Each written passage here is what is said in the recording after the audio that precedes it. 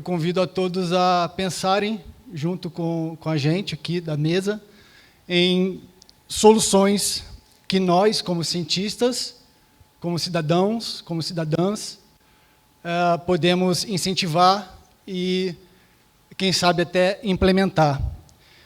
Então, como o Márcio colocou, eu trabalho no Biotassíntese. O Biotassíntese constitui um núcleo de síntese e de soluções baseadas na natureza.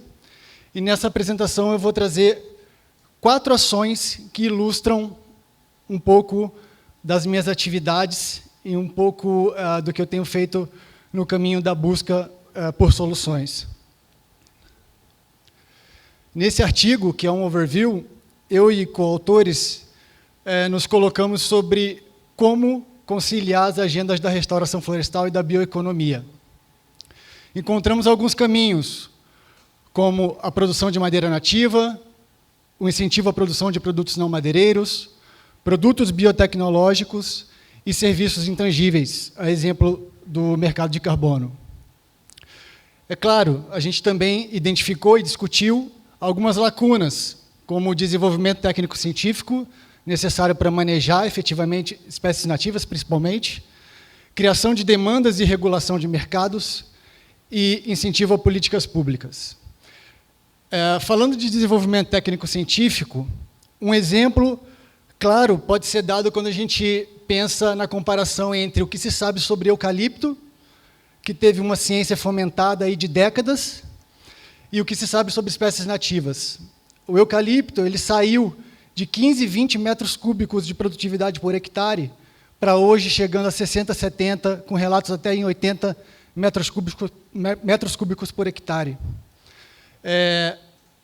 Hoje a gente sabe como produzir eucalipto a nível do mar, a 500 metros de altitude, a 1.000 metros de altitude, para madeira, para celulose, para carvão.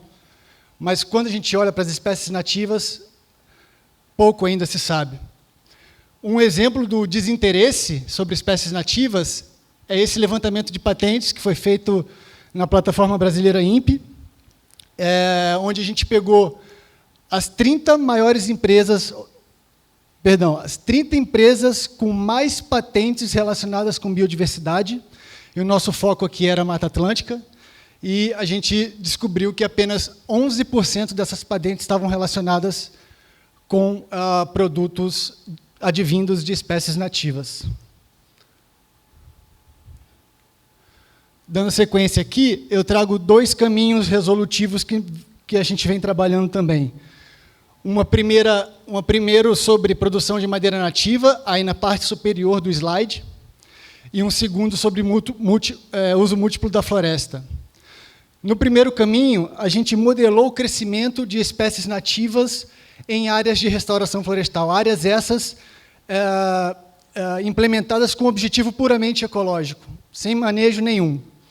Então, para fazer isso, a gente utilizou uma cronossequência, né, e chegamos aí na definição de critérios técnicos que ajudam muito na tomada de decisão sobre o que plantar, como plantar, a importância do manejo, quando colher, como colher, quais espécies colocar lado a lado em um projeto de restauração, ajudando, então, no seu planejamento. No segundo caminho, que é um artigo que foi publicado semana passada na revista Ambio, a gente traz o uso múltiplo da floresta. O uso múltiplo da floresta, por si só, já é um primeiro resultado desse trabalho. Mas a gente tentou ser prático e integramos, harmonizamos 3 bases de dados.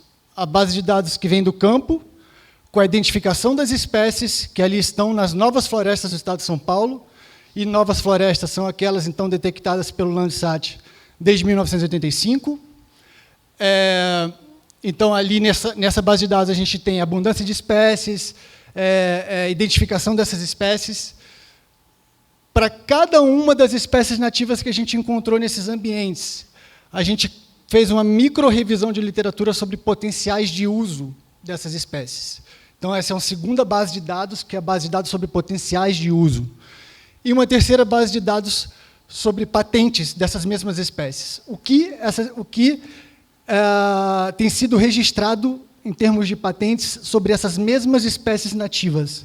Então, cruzando aí essas 3 bases de dados, essa terceira, usada também como um termômetro de interesse mercadológico, cruzando então essas 3 bases de dados, a gente consegue chegar num shortlist de espécies mais aptas localmente para, de repente, iniciar um projeto de restauração bioeconômica, o termo que eu tenho adotado agora. Por último, e complementarmente, a gente tem trabalhado num mapa de adequabilidade para a restauração florestal multifuncional no estado de São Paulo. Isso tem sido feito utilizando análise multicritério, com variáveis ambientais, econômicas e sociais, chegando, então, na indicação de áreas mais ou menos adequadas para a restauração florestal que visa um determinado objetivo.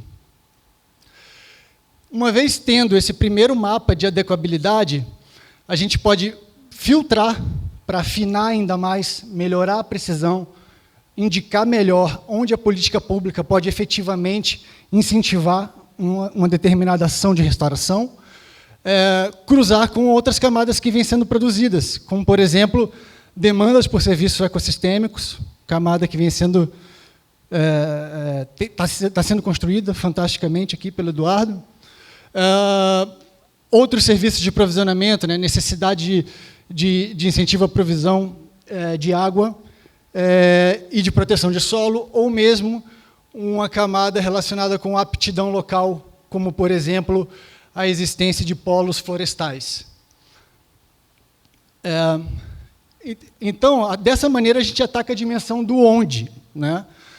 Porém, a gente também pode ir além e atacar a dimensão do como fazer essa restauração, pegando essa iniciativa e integrando com outras iniciativas, a exemplo da iniciativa Refloresta SP, que é uma política pública, e que oferece um menu de oportunidades para a restauração a partir de uma...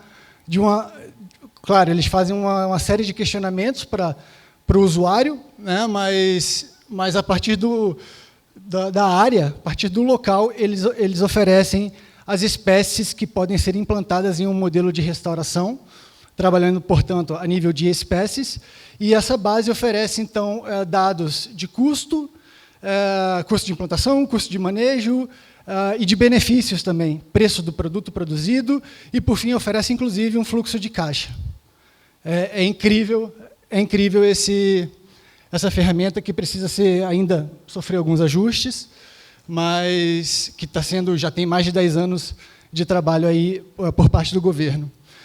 Então, dessa maneira, a gente acredita que a gente pode chegar a modelos de restauração apropriados localmente, para diferentes públicos, para o pequeno produtor, para o grande produtor, para o povo tradicional, e aumentar e melhorar nossa resiliência socioecológica e climática.